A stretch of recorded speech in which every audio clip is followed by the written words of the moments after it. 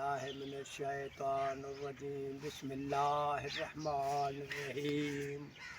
अल्लाह साईं ए कुरान दा वास्ता ए सच्चे कलाम पाक दा वास्ता मेरा हक हकूक मेरा इंसाफ कर कादर नाल जानी नाल इंसाफ कर मेरा फैसला अल्लाह साईं तू करे से। मैं गरीब हाँ मिसकीन हाँ, मैं गरीब दे पैसे खादी दे चौथा साल है मैं को पैसे नहीं देंदा।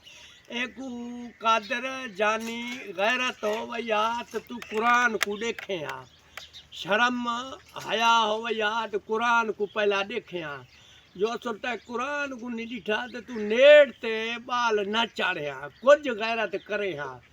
असल खुटा लावे तो पीछे ई गाल को समझे हाँ तो तभी इो कम न करे हाँ। जो शर्म आया होया तो जानी तू मैं को वड्डा मैं ता को नंढा। मैं कुरान चई बैठा मी ई कुरान दे सदके गंदा थी से खराब ख्वार थी से गरीब दी आ पेट इहे जो खुदा दे फैसला मेरा हिवी पिया सच्चा कलाम इहो कुरान पाक जो को अल्लाह साईं मोकलियाई कादर।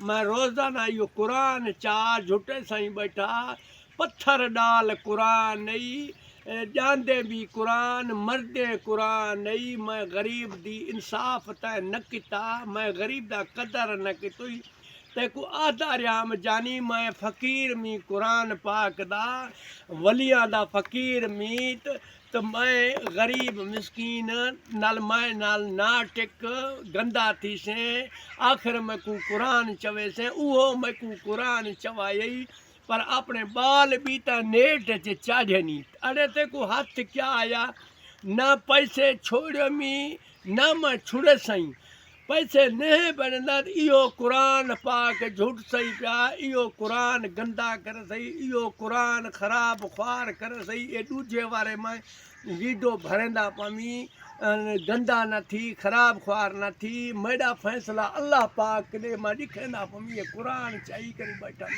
मेरा हक कही मेरी अदालत अल्लाह से कुरान इहो कर सही। मैं गरीब है दूजी वीडो ए बिरादरी खान तुमान जेके वे देखण ले शेयर करो अगते में को गाल को हलाओ टुराओ अगते। मैं गरीब दा 2,07,8,000 मेरा चई वदा में को देंदा नहीं। मैं रोजाना भरे सावे पे ई कुरान ते।